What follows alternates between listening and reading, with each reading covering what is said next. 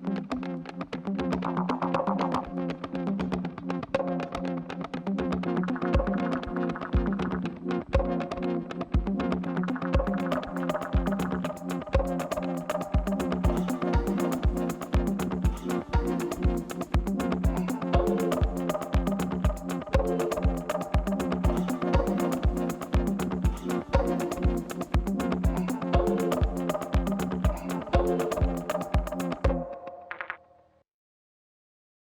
enchaîne pour la deuxième masterclass de cette matinée.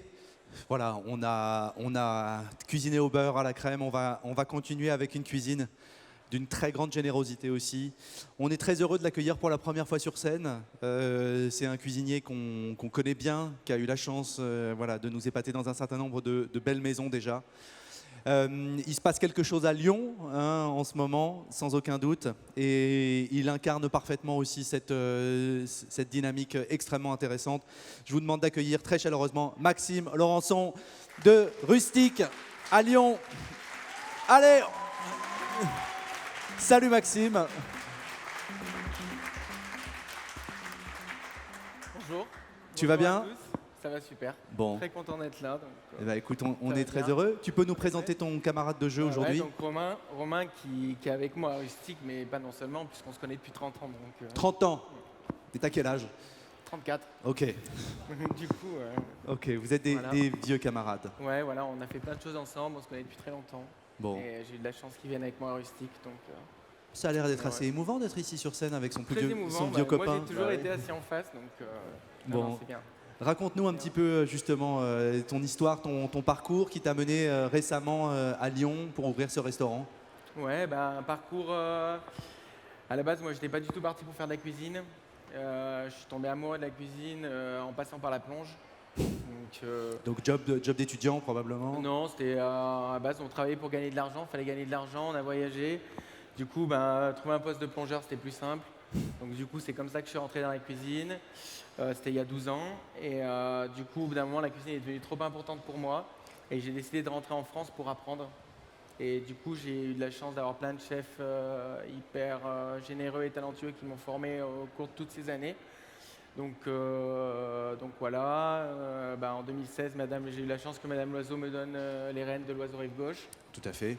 C'était un super tremplin, c'était des années magnifiques. Oui, Puis Rustic, avec Hélène et Jean-Philippe qui sont dans la salle. Hélène, ma femme. Très bien. On a décidé d'ouvrir Rustic parce qu'on voulait vraiment être chez nous, créer un lieu qui nous appartient, restituer une cuisine qu'on estime. Et aujourd'hui, on a longuement réfléchi à savoir ce qu'on allait faire. C'est quand même la première fois qu'on monte sur scène ici, donc voilà.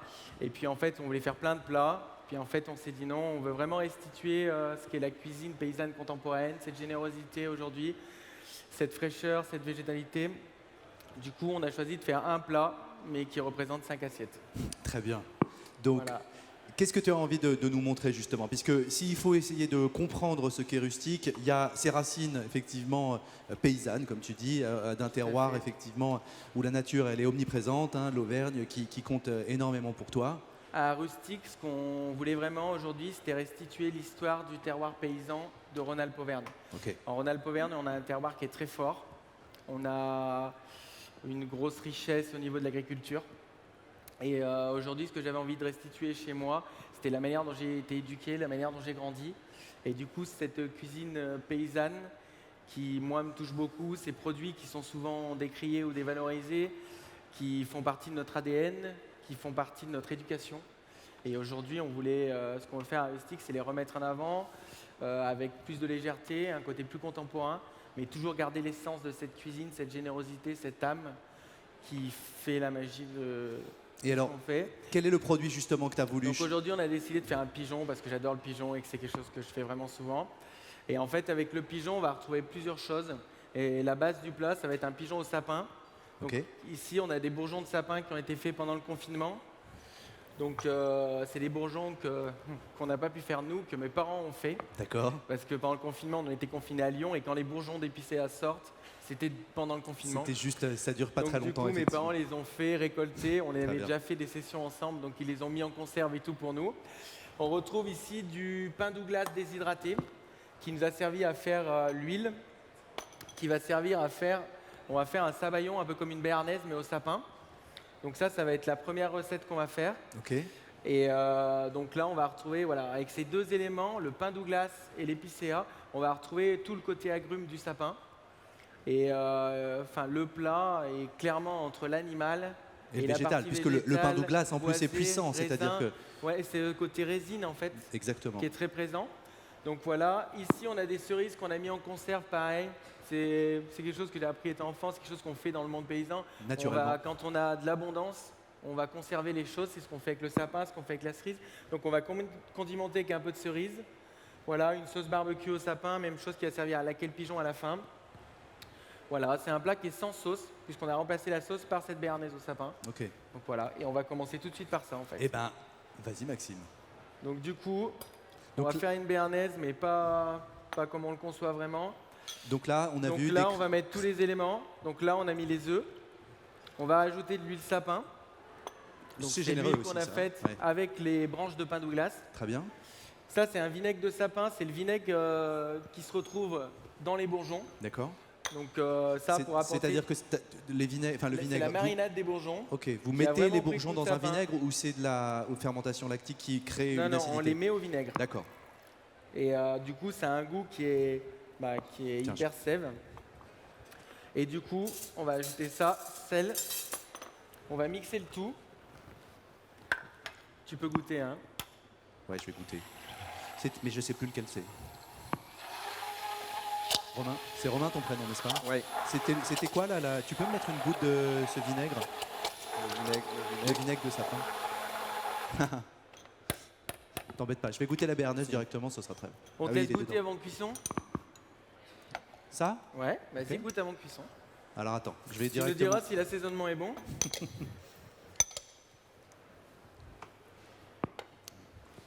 Ouais, c'est très. Effectivement, on sent la longueur en bouche avec le sapin. Ouais, ce Mais côté résineux en fait. Exactement, mais c'est pas très acide. Hein. Non, non, c'est mais il y a généreux. un Hein. équilibre en fait. Ouais, ouais. Non. Beaucoup de rondeur en fait. Je vais me limiter Ouais. à ça du coup. Le petit vinaigre en Ouais. plus. Alors attends, je te reprends ma cuillère. Donc ça, on va la mettre direct dedans.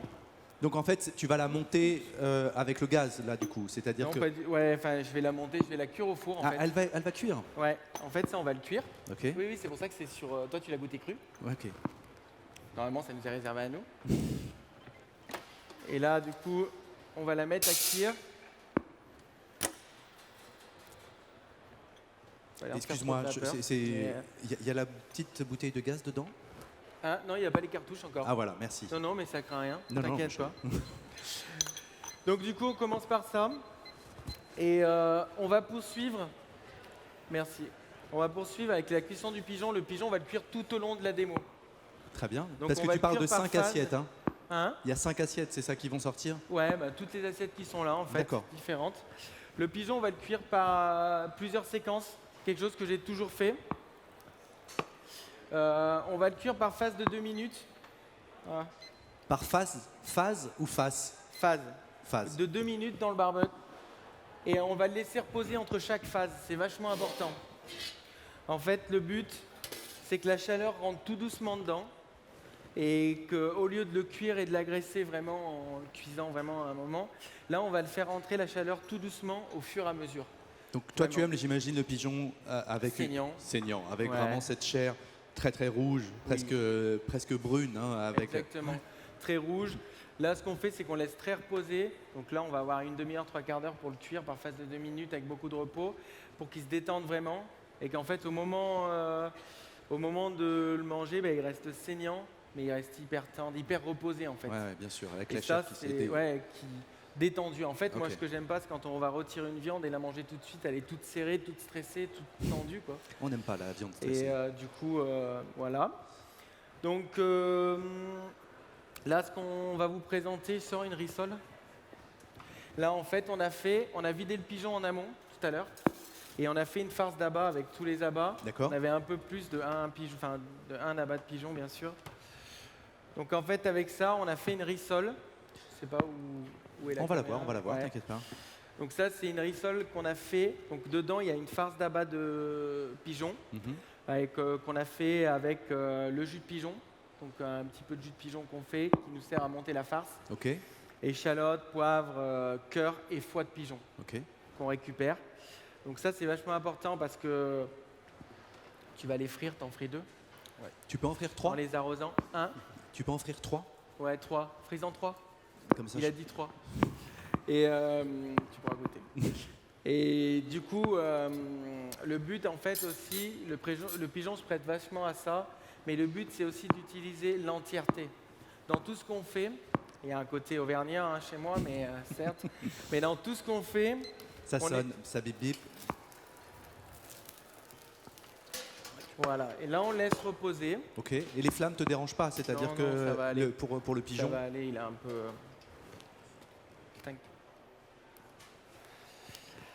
Oui, dans tout ce qu'on fait, on utilise, ça c'est les racines auvergnates et aussi les racines rurales. On va restituer l'entièreté de l'animal et utiliser tout au maximum. Donc du coup, là, on a fait des rissoles avec les abats. Bien sûr. On va se servir de la cuisse. Les carcasses qui nous restent, on fait un jus qui nous sert à monter la farce d'abat. Et ça nous permet en fait d'avoir un produit qu'on utilise dans sa globalité parce que le mec qui nous fait nos pigeons, De qui s'agit-il? hein, Qui est le producteur? nous en fait, on a décidé de faire une cuisine qui est vraiment axée sur le terroir de Rhône-Alpes-Auvergne. Mais il y a des producteurs qui sont des producteurs historiques à moi avec qui je travaille depuis longtemps, que j'aime beaucoup, qui sont hors région, mais l'humain reste plus important que tout ça. Et moi, les pigeons, je travaille une partie, pas tout. Mais vu que je travaille beaucoup de pigeons, je travaille une partie avec Joël Poirier. Bien sûr. Joël Poirier, du coup, qui est vers Rennes, qui produit Qui fait tous probablement les aliments. les plus beaux pigeons qu'on puisse Ouais. déguster en France Totalement. actuellement. Il produit toute l'alimentation. Donc ça, c'est vachement important. Il contrôle la chaîne de A à Z. Il sûr. revend même une partie de l'alimentation qu'il produit pour ses pigeons à d'autres. Et Je t'invite à revenir cet après-midi si tu veux, parce que je crois qu'il y aura un deuxième pigeon de Joël Perrier qui sera cuisiné sur cette scène. à quelle heure? Vers 16h30, 17h, je crois. Ouais, ça peut être cool. Et du coup, je l'aime beaucoup en tant qu'humain déjà. Ça, c'est vachement important aussi. Donc, quand on a ouvert Rustic, on a privilégié l'humain avant tout, dans tout ce qu'on a choisi. Qu'est-ce que ça veut dire du coup, concrètement? Puisque ouvrir un restaurant aujourd'hui, en 2020, voilà, on est un jeune cuisinier de 30 ans. Quelles sont les valeurs, disons, que tu avais envie de mettre tout en haut de ton engagement? Ce qu'on voulait vraiment mettre en avant, t'as salé, Kik? Tu vas falloir que tu attendes un peu. Par Ouais, contre. bien sûr. Donc voilà les petites rissoles. Ça va être le premier. Ça va être le premier plat qu'on fait. D'accord. Avec du coup juste les abats de pigeons aujourd'hui, donc la rissole. Ce qu'on voulait mettre en avant à Rustic, clairement, c'était l'humain avant tout. Se dire aujourd'hui, ça fait 12 ans que je travaille, j'avais envie de restituer un lieu qui soit sincère, généreux, qui nous représente nous. Et du coup, dans tous nos choix, par exemple, la personne qui nous a fait la vaisselle, c'est pareil. C'est une personne que je connais, qui avait déjà fait une partie de ma vaisselle chez l'Oiseau, qui est une fille adorable. À l'époque, elle travaillait dans le fond de son jardin, dans une cabane. Elle nous faisait de la vaisselle, c'était top. Et moi, j'ai eu envie de la faire travailler quand on a ouvert Rustic, c'était vachement important. Maxime, Alban Trollet. il y a aussi des gens que tu as croisés dans ta vie professionnelle qui ont beaucoup compté. Si tu veux continuer, évidemment, hein, je continuerai à te poser des questions, hein, si tu as des choses y a pas de souci. à avancer. Mais on sait que tu as croisé des chefs aussi, d'ailleurs, qu'on connaît bien ici, Omnivore, Oui. qui ont beaucoup compté pour toi. Est-ce que tu peux nous les citer, justement Moi, du coup, je peux vous faire mon parcours assez rapidement. Mais quand je suis rentré du Canada en 2009, j'ai envoyé 30 CV. Il y a une seule personne qui m'a prise, c'est Michel Hulin à la Cabre d'Or. Une étoile à l'époque. C'était fabuleux. J'ai rencontré beaucoup de gens dans l'équipe qu'on avait là-bas, il y a beaucoup de gens qui aujourd'hui sont encore avec qui je suis hyper en contact et de qui on est très proches. Ensuite, je suis venu à Lyon où j'ai travaillé avec Mathieu Vianney à la Mer Brasier. C'était des années fabuleuses. Ensuite, je suis parti au Puy chez François Gagnard où j'ai rencontré Hélène. Ensuite, je suis parti chez Jean Sulpice à Val Thorens. C'était fabuleux. Ça fait un beau parcours, ça, tout ça. Et après, je suis arrivé à Paris chez Julien Roucheteau avant d'arriver chez l'Oiseau. Chez l'Oiseau, très bien. Donc voilà. Je peux ou pas là? Oui, tu peux. Fais gaffe, ça peut être chaud.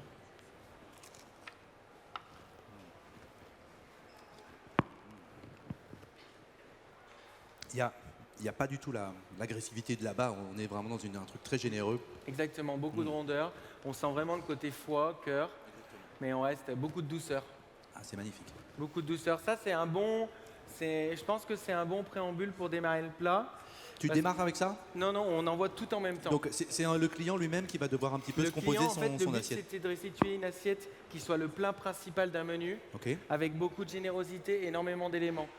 Depuis le début qu'on a ouvert à Rustic, on n'a pas toujours fait ça. Et là, depuis qu'on a ouvert après le confinement, c'est vraiment ce qu'on voulait, c'était remettre en avant ce plat principal avec beaucoup de choses, beaucoup de générosité, de manière très paysanne. En fait, on pose plein d'éléments sur la table, tout le monde va servir à droite et de gauche, beaucoup de gourmandise. C'est vraiment ce qu'on voulait restituer, quoi. Il y a cette idée que le plat principal, finalement, était devenu presque un peu le parent pauvre quand on allait au restaurant, Oui. parce qu'on disait toujours, ah, j'adore les entrées, mais le plat Non, principal, des pommes d'œuf. je l'ai un peu oublié, alors que là, au contraire, il y a l'envie de remettre au centre à la fois du repas, du menu, l'élément qui porte bien son nom, Exactement, qui est le plat principal. Et qui souvent, Le pigeon t'appelle. notamment chez nous, c'est souvent un plat de viande et un plat relativement animal. Ouais. Dans le monde rural, les plats principaux sont souvent des plats généreux de viande. Donc voilà. Là, pendant ce temps, Romain, il est en train de faire des pommes dauphines. Est-ce que Donc Romain, ça, tu peux pareil. passer devant ou pas? Au te mettre- Non, mais il va les cuire. Il va les cuire. Ouais. Ah oui, En tu es fait, en train c'est d'écrire pareil. à la friteuse. Ça, pour ceux qui connaissent même mon travail chez l'Oiseau. Ah, on les connaît, les pommes dauphines. Ouais. Hein, alors peut-être pas les bonnes. Celle-là, en tout cas, c'est quelque chose que j'ai mis en place il y a très longtemps. Ok, Chez nous, il ne se passe pas un repas sans pommes dauphines. très bien. Clairement, chaque personne avec le plat va manger Est-ce que des tu pommes peux dauphines. rappeler, parce que honnêtement, on a beaucoup de gens qui sont des vrais professionnels, mais il y a aussi peut-être des gens qui sont pas tout à fait au clair sur la pomme dauphine. Parce que la recette, concrètement, c'est aussi simple. La pomme dauphine, clairement, c'est une pâte à choux avec une pulpe de pommes de terre. Mhm. Les deux bases sont bien desséchées. On réunit les deux bases et on va créer quelque chose de très moelleux, très gourmand. Et qui va gonfler à la cuisson, Exactement. comme une pâte, comme la Et, pâte à choux va le Il faut permettre. savoir que dans le terroir de Rhône-Alpes-Auvergne, comme dans beaucoup de terroirs, la pomme de terre a une grosse place dans la vie rurale. Mhm. Et du coup, on voulait retranscrire ça justement à travers quelque chose de généreux. En fin de repas, là, on est au 8e plat quand on mange ça chez nous. On est au 8e 8e plat, plat c'est-à-dire du que menu. cette séquence de 5 assiettes, c'est le 8e plat. C'est le 8e plat. D'accord. Et du coup, la pomme dauphine, ça va servir vraiment de garniture parce qu'on a des plats qui sont sur le pigeon. Vous allez voir, on a une petite poêlée de girolles, c'est tout, quoi, Ok, au niveau garniture, quoi. très bien. Et ça, c'est pour apporter un peu de gourmandise, finir en beauté. En plus, on peut tremper ça dans la petite béarnaise, La petite qui est bière. en train de nous inquiéter un peu. Pour quelle raison? C'est bon? Oui, c'est bon. C'est bon parce que le four, on ne savait pas s'il était bien. C'est pas grave. Il s'est détendu là, ton pigeon? Ouais, il va se détendre, tranquille. Tu vas le remettre en cuisson une dernière fois ou pas? Oui, une Ok. dernière fois. Et alors, on parlait de Lyon tout à l'heure, le choix de s'installer dans cette ville. On sent qu'il y a voilà, quelque chose qui se passe à Lyon. On sent qu'une page s'est tournée aussi. On sent que, Je disons, ne sais pas si une page s'est tournée parce qu'il ne faut jamais faire table rase du passé. Je pense que le passé, c'est un peu notre histoire quand même. Mais je pense qu'il y a une vraie dynamique à Lyon. Elle était là bien avant que nous on arrive. Et ça nous a vachement séduit parce qu'on aime cette dynamique qu'il y a. Il y a plein de jeunes qui se montent. Il y a une très belle scène culinaire à Lyon. On ne s'ennuie pas quand on va aller manger au restaurant à Lyon. Avec Hélène, on voulait vraiment on voulait quitter Paris, mais à la fois on voulait vivre en ville et on voulait vraiment rentrer sur le terroir de Rhône-Alpes-Auvergne. ok. Donc le choix Naturellement. a été vite fait, c'est vite porté sur Lyon parce que Lyon, c'est une ville dynamique qui bouge et ça, c'est ce qu'on voulait. Quand on monte sa première affaire, on a envie de remplir un mardi soir. C'est Ça, c'est une phrase clé, effectivement. aussi Quand on hyper monte une affaire, important. on a envie de remplir un mardi soir. Ouais, clairement. Surtout nous, parce qu'on a un système un peu particulier à Rustic. On voulait vraiment, moi je voulais vraiment avoir un restaurant petit, une équipe petite. Combien de couverts, un humaine. rustique? On fait 20 couverts maximum, D'accord. ouais, selon la structure, mais des tables, mais voilà. Et on voulait vraiment une petite équipe soudée, humaine. Donc on est 4, moi, Hélène, Mathieu et Romain. Ok. Et on fait un service par jour, le soir uniquement. Ce qui nous permet en fait de pouvoir construire les 10 plats. Les 10 plats avec Romain, en fait, chaque jour, on passe toute la journée à produire tout ce qu'on va envoyer pendant la journée, pour le soir, pardon. Et ça nous permet chaque jour de tout reproduire et repartir à zéro, Très bien. ce qui est vachement bien. Je m'en garde une aussi. Ah bah oui. Tac. Donc voilà. Donc sur le plat, maintenant on est aux pommes dauphines. Ok. Sur Romain, tu vas démarrer la poêlée de girolles en même temps. Donc là, on est sur la garniture qui est toujours à rustique, qui est gourmande, qui fait du bien. c'est la fin du repas. Donc là, on va rajouter une petite poêlée de girolles qui sera à côté. Et puis on finira par le pigeon, le laquage et tout ça. Et Maxime, le choix de s'installer en ville, tu parles d'une cuisine paysanne, d'une cuisine effectivement qui respecte des valeurs ancrées dans une ruralité. Le choix, il était pour toi évident de venir en ville pour remplir ton restaurant ou c'est une étape qui t'emmènera vers effectivement une cuisine, un restaurant qui serait plus proche de ses produits, plus proche de cette nature que toi tu as l'air de porter en toi? Bah, je pense que l'avantage de Lyon, c'est que c'est hyper central, on accède très vite autour. Moi, je suis de Haute-Loire, en 50 minutes chez moi. Donc c'est hyper rapide. Je pense qu'aujourd'hui, c'est hyper important d'apporter aux Lyonnais justement ou aux personnes qui vivent en ville, de leur apporter ce terroir qui est tout autour. Parce on parle de la cuisine lyonnaise, mais en fait la cuisine lyonnaise, c'est le terroir de toute une région. Bien sûr. Je veux dire, on parle des écrevisses, des grenouilles, c'est vraiment tous les poissons d'eau douce, les poissons du Léman, les poissons... Ça, c'est le terroir. On dit c'est une cuisine lyonnaise, mais en fait, c'est le terroir de toute une région. De toute une région, oui. Et je pense qu'il y a beaucoup de régression dans la cuisine. Je pense que la cuisine, c'est vachement basé sur notre enfance, sur tout ce qu'on a connu avant. Et je pense qu'à Lyon, il y a vraiment cette clientèle-là, en fait, qui a grandi à la campagne, qui vit aujourd'hui à Lyon. Ouais. Et ils sont heureux de retrouver une table qui parle des valeurs qu'ils connaissent. Ah, ok, je comprends. Tu peux nous en dire un petit mot? Donc là, une petite poêlée de girolles, là. Ouais, poêlée de girolles classique. On va juste les faire revenir au beurre, légèrement. On va les laisser pas trop cuites. Et après, on va les condimenter, du coup, avec cerise. Ça, c'est une poudre de capre déshydratée, de l'épaule soufflée. Et ça, c'est de la tagette. Donc en tagette, fleurs et feuilles. On va apporter un petit goût pamplemousse, agrumes, qui est déjà présent dans le sapin. D'accord. Et qui va pousser un peu ce goût du sapin. Le sapin va venir aussi en condiment avec les bourgeons. La deuxième. C'est bon, Kik? Mais mets-en par contre.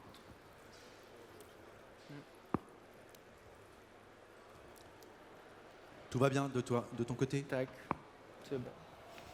Je reviens 2 secondes sur la pomme dauphine. Ouais. Il y a quelque chose beaucoup plus puré que chou, hein, encore une fois. Bah, c'est quelque chose de... C'est très onctueux, à la fois il y a le croustillant et puis il y a la générosité de la purée. Voilà, on sent qu'elle aime le beurre En fait, aussi. c'est une belle note gourmande et généreuse en fin de repas. Quand tu veux, hein, tu m'en fais. En fin de repas, c'est vraiment ce qu'on a besoin, quoi. Je trouve surtout au bout du 8e plat. C'est vrai. Donc là, on va rajouter les cerises. Pour le coup, ça vient un peu contrebalancer aussi la générosité à la fois du pigeon et puis de la pomme dauphine. C'est quelque chose de beaucoup plus vif, beaucoup plus incisif, quoi. Hein, cette petite poêlée de girolles avec carrément, avec ces cerises. Ce goût sapin, cerise. On va y apporter un peu de croquant. Hop. Rappelle, ça c'est épeautre soufflée. Épeautre soufflée. C'est de l'épeautre qu'on a cuite, déshydratée et soufflée. Poudre de sapin. On est sur un accompagnement vraiment qui vient juste ponctuer une assiette, mais on voit le travail et l'engagement qu'il y a derrière cette petite... On travaille beaucoup sur le condiment, sur les bocaux, parce que je pense que c'est un mode de conservation qui était très utilisé avant. Moi, mes parents ont toujours fait ça, mes grands-parents. Les haricots verts, on les mettait en bocaux parce qu'au moment de la récolte, on ne peut pas manger tout ce qu'il y a, quoi. Bien sûr. Donc, je pense que c'est quelque chose que j'utilise beaucoup aujourd'hui parce que c'est ancré dans mon enfance, dans tout. Et ça nous permet de restituer tout au long de l'année des petites notes en condiment qui sont des notes de cerise ou des notes de sapin ou bien d'autres choses. Hein. Quand est-ce qu'il arrive ce petit pigeon alors? Il va pas tarder. Il faut qu'il se repose. Hein. Faut jamais oublier, il faut qu'il se repose.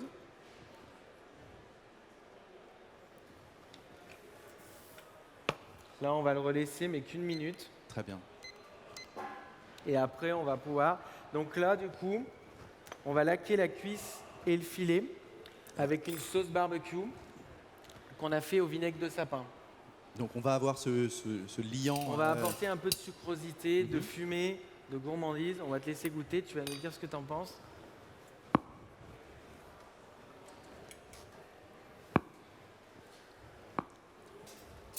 Hein? Ouais. C'est vif encore, c'est-à-dire que on n'est pas sur la sucrosité, on est sur quelque chose qui...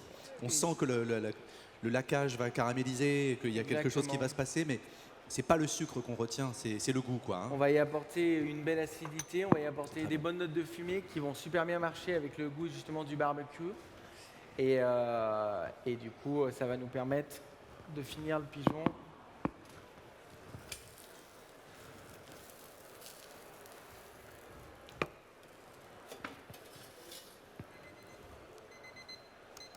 Magnifique. Voilà la bête qui s'est donc cuit, reposé, cuit, reposé. On Exactement. est sur une chair qui reste encore très tendre. Hein. Ouais. Tu l'avais juste brûlé, tu l'avais pas cuit, hein, pré-cuit du Non, tout. non, Hein. je ne l'avais pas pré-cuit du tout.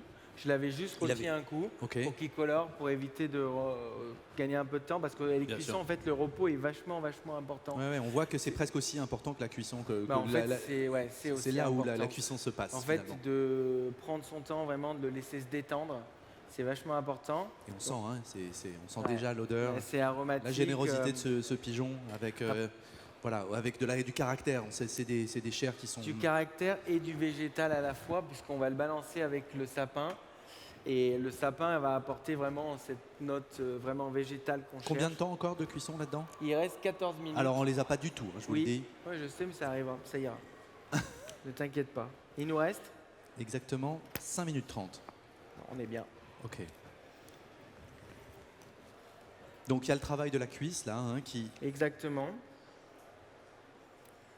Donc la cuisse, que tu cherches à désosser là? oui, on va enlever le petit os qui est central, D'accord. parce que c'est mieux. Je sais pas si- je peux peut-être enlever ça? Oui. Tiens, merci Romain. Le docteur Laurençon termine son intervention. Ça, par contre, il va me falloir un petit truc pour laquer. Redonne-moi ça. J'ai juste... Alors ici c'est très bien. Ouais. On sent, hein, c'est gourmand, c'est-à-dire que on cherche la caramélisation, voilà, Exactement. des notes fumées. On a envie de taper dedans, hein, Arrête là. Commence à avoir faim à cette heure un peu. carrément. Moi j'en suis à un vol au vent, un Ta pigeon, matinée se passe bien. des je pommes remarque. dauphines. Tiens, Kik, tu mets les condiments, s'il te plaît.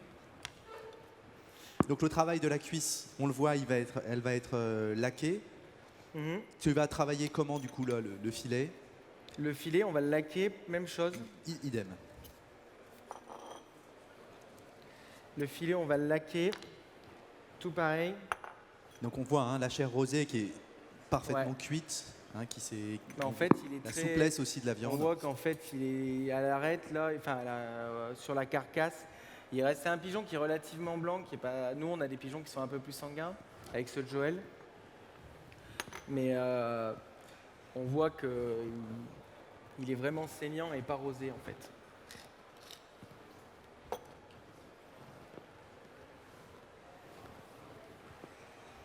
Donc, on va y mettre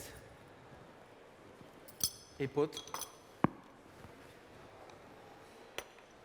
Donc ce qui est intéressant sur ces multiples assiettes, c'est que en fait on peut faire un petit trajet, on ne sera jamais perdu. C'est-à-dire qu'il y a un marqueur Il y a toujours un fil conducteur. qui nous renvoie. On n'est pas sur une cuisine qui cherche à être de composition où il faudrait tout manger pour comprendre. C'est que finalement il y a un fil rouge là-dedans. Moi, je pars du principe que la cuisine ne doit pas être cérébrale.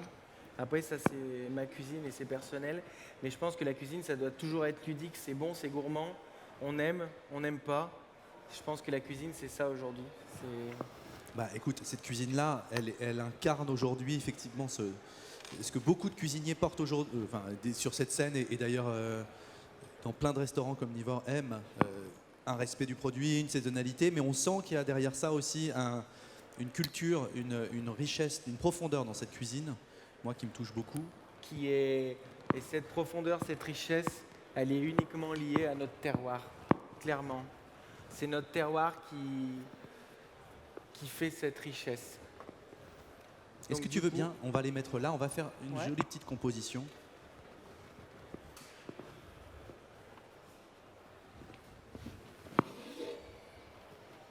Je pense qu'on a la place. On y arrivera.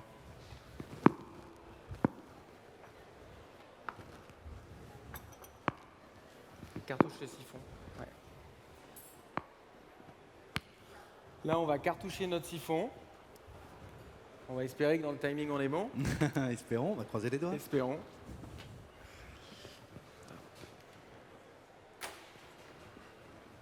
Et donc là, on va avoir un petit bol de sauce en fait, hein, dans lequel on va pouvoir... Exactement. Et dans lequel, justement, on va laisser beaucoup de liberté à nos clients. Ils vont pouvoir mettre la sauce sur leur filet, manger avec. Il y en a qui le coupent, qui trempent. En fait, ce plat, nous, ils mettent 6 minutes à manger chaque plat, à peu près les petits plats qu'il y a avant, enfin les petits plats qui deviennent grands. Et quand ils arrivent à ce plat, ils vont y passer 20 minutes et ils vont prendre grave de plaisir à tremper un coup la pomme dauphine dans la béarnaise, un coup la sauce, un coup la cuisse. Ils vont vraiment prendre leur temps sur ce plat. Et ça, je trouve, c'est vachement important aujourd'hui. Et Maxime, tu parles de prendre son temps. Toi, qu'est-ce qu'il faut te souhaiter? Tu es un jeune cuisinier. Qu'est-ce qu'on peut te souhaiter pour les années à venir? Qu'est-ce que tu te souhaites à toi-même? Moi, ce que je me souhaite, d'être heureux comme on l'est aujourd'hui, d'avoir une vie simple, mais on vit bien, on profite. Et voilà, je souhaite que ça continue comme c'est aujourd'hui. Moi, ça me va. Eh ben, écoute, voilà un engagement qu'on va essayer de s'appliquer à nous-mêmes également. T'as testé? Et on a de la chance, ça a marché. Magnifique. Donc pour terminer, une petite touche d'huile de sapin. Petite touche d'huile de sapin. Petite poudre de sapin. T'as presque envie de manger ça à la cuillère, non? Les gens le font, des fois ils finissent juste comme ça parce que c'est bon. Bon, Maxime, merci beaucoup. Merci pour cette très belle démonstration. Merci Romain, on peut l'applaudir très fort. C'est une assiette absolument magnifique. On va venir vous voir à Lyon, on sera très heureux. Et puis on se donne 5 minutes de pause pour enchaîner très vite. Merci messieurs. Merci à toi.